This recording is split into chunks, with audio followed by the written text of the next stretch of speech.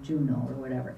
I encourage you to read it because my adventure would be fishing, but you might want to do a zip line in Ketchikan. You might want to visit an eagle sanctuary in Ketchikan. There's lots of stuff. So back to the big picture. We just touched on Denali and McKinley Lodges. If you're in a tour that is 12, 13 days long, those are the 2 lodges that will be featured. Once you cross the line, 13, 14, 15, and beyond, I think 16 is probably the longest, you will see tours that pepper in either copper or Kenai, and a couple of them even both of these. So we're going to talk about these 2 lodges. The Copper Lodge is located here at Wrangell St. Elias National Park. That's actually our nation's largest national park. And while Denali has a system of taking you in, this is so undeveloped it doesn't really have a system. So to interact with that park, you would be taking an optional tour from a tour operator. For example, you could go flight seeing over that park. You can rent an ATV and ride some of the roads in the park. There is a tour where you can get into Kennecott Copper Mine, and they can either fly you in, or I think there's a fly in, a bus in, there's various ways to get to Kennecott, but it's in the park. To get to Copper River is part of the adventure. So to get there, you're going to have to go from Anchorage to Copper. We'll take you by motor coach, and that's going to be a pretty full day of driving, and you're going to hit some areas of Alaska that are not typically in a tour. So we call these tours that feature these lodges off the beaten path, because they are. So particularly this one, you'll head about a full day motor coach to see these areas here. And then when you leave, same thing, you're going to head out over the Denali Highway to either Denali or Fairbanks, depending on the tour's pattern. And again, areas of Alaska that are untouched and are not included in most tours. So if that kind of gets your interest, including copper in your choice, it might just be for you. And if it doesn't get your interest, well then not. So here's what the lodge looks like. It's actually designed a bit like the Kennecott Copper Mine. The mountain range that's there is the Wrangell Mountain Range. And it is a great fishing place. Copper is where I caught the salmon.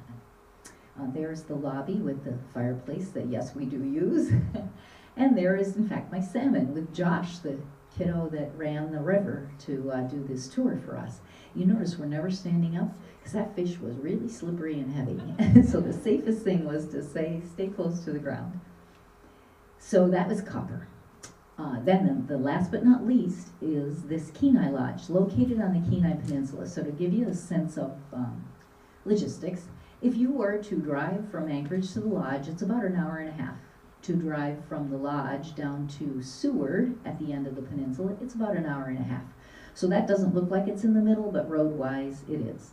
So it's about a 3-hour drive from Anchorage to Seward, and about half that time from the lodge to Seward. And the reason I'm telling you that is Seward is where you can go to access that national park, the Kenai Fjords National Park.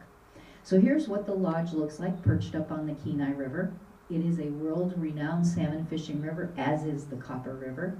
By the way, if you're interested in fishing these rivers for salmon, you want to Google salmon fishing on whatever river you have in mind, and it'll give you a whole big bunch of information, because there's about 5 species of salmon, and they all have their own little program. So, and you know Mother Nature's involved. You know she's pretty much in charge of everything. So I have to tell you, I know that. And so when I last went up, my husband wanted to be sure to catch a salmon run. So I gave him that information. I said, honey, we'll go any date you want to go. So he did his research, and he said, these are the dates. I said, good, we're on. We missed that salmon run by 1 day. That's why I asked him to do it. So, you know, it's Mother Nature, but we got some fat salmon fishing in anyway. But, you know, that's the nature of the beast. And there we are.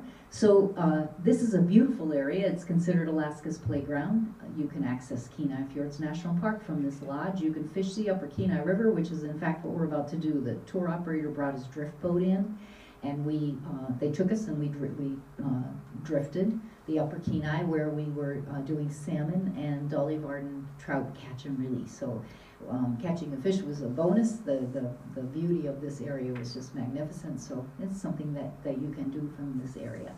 And then this is some pictures of the lodge. You can see it's a little different than the other lodges. This one's a little more rustic, smaller, quaint, but well loved. Every room has its own little wood-burning stove, and it sells out very quickly. This is probably the #1 lodge that sells out first, and the others are a different story.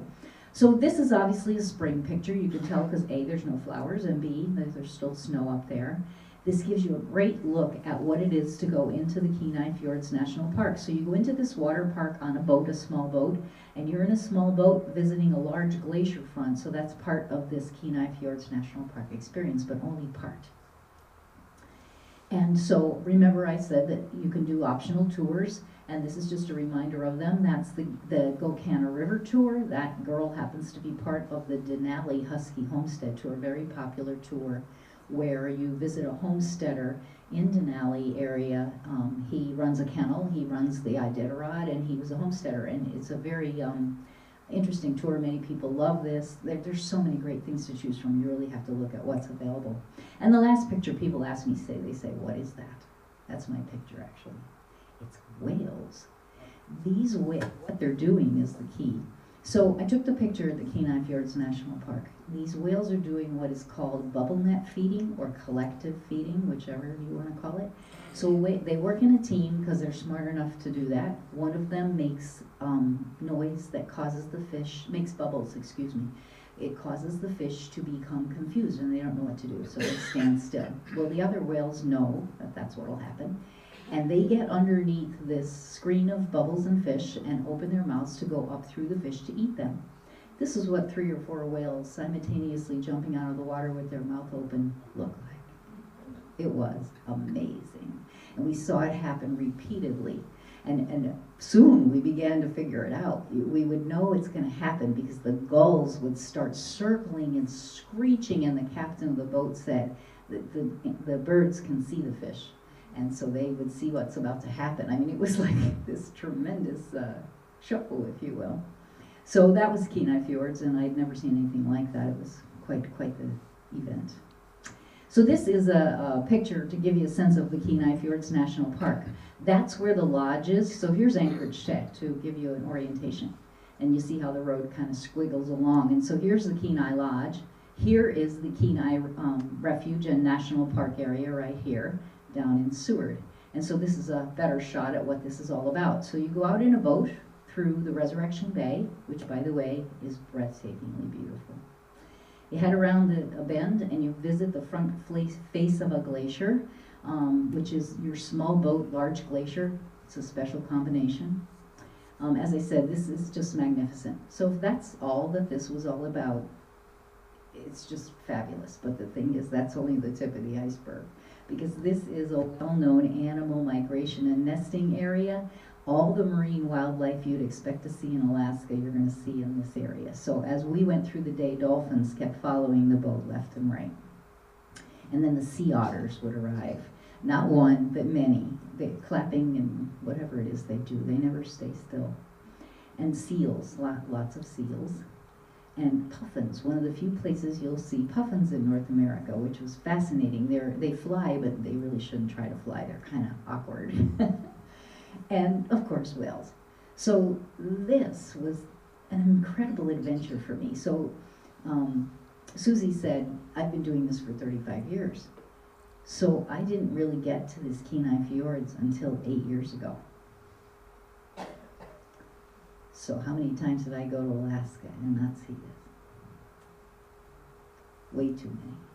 So when I got off that boat, I said, that's it, I have to be honest. If you came in here and you said, you know, I always wanted to come to Alaska, and this is a trip of a lifetime. I'm going to do it once, and I want to do it right. Guess what is the only thing I can say to you? Well, then you have to include the Kenai Fjords. If you can fit it in, you have to do this. So that's my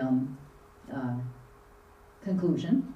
The easiest way to see this is if you're in a tour that includes that Kenai Lodge, because you can get that tour out of that lodge. We pick you up in the bus at the lodge and take you down to Seward, and it's done. But all the tours that feature that lodge are going to be 14 days or longer. So if you're one of the folks who is working and doesn't have a solid 14 days to do this, the answer to the story is to take a tour that uses Anchorage as your air city, so that you can go into Anchorage a day early, because you need an extra night in Anchorage to do this. And we offer a tour would motor coach you from Anchorage to Seward. It includes going out into the fjords and then back up to Anchorage. So it goes logistically, you'd get on the bus about 8 in the morning, you go on down to Seward, it's about 3 hours drive, out into the park and then back up. So you get home to Anchorage about 8 o'clock, so you see you need to wake up and go to sleep in Anchorage, hence the extra night in Anchorage.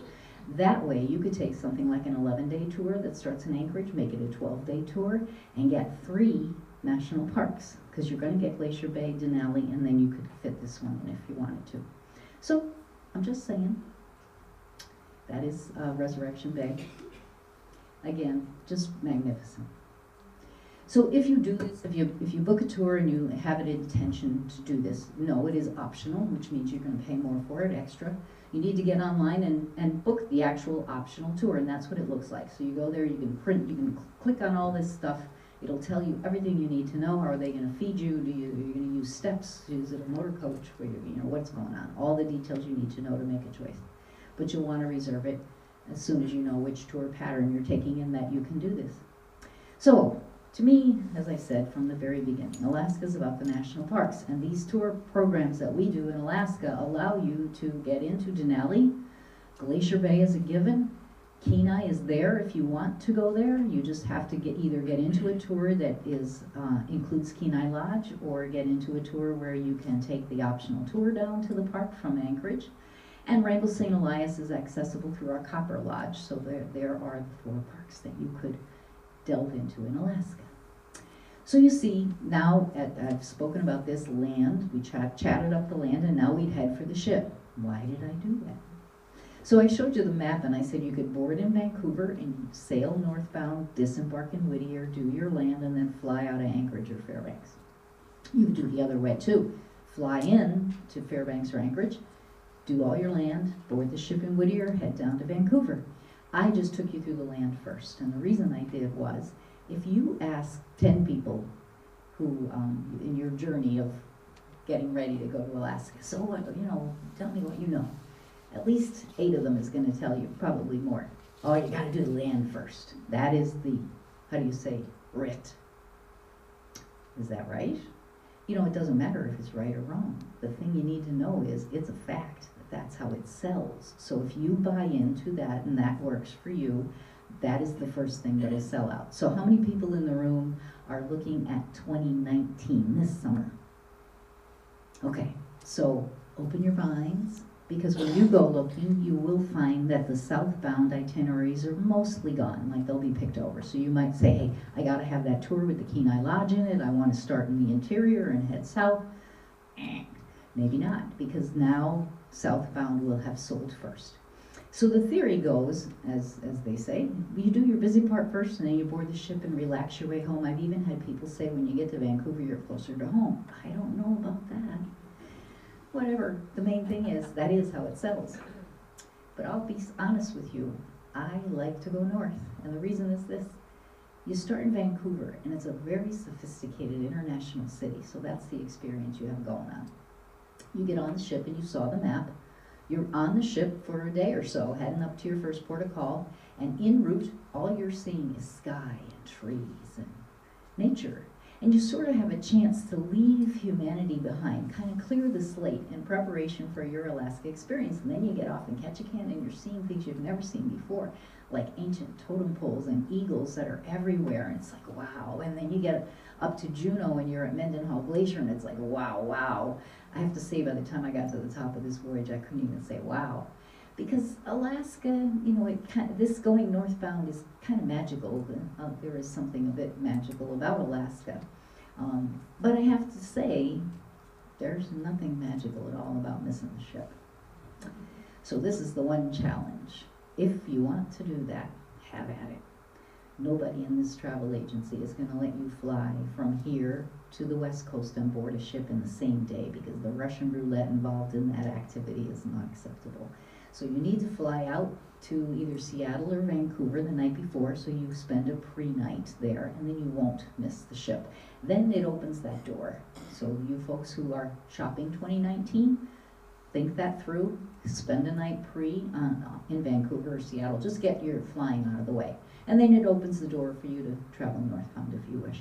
For me too, I'm kind of a busy person. I have to stop and think to myself, what day is it? Where am I? You know, like my mind is always racing. I like to get on the ship and relax, and then by the time I get into the interior, I'm ready to really take on whatever's going on there. So, two ways to look at it, but hands down, majority of people simply believe southbound first.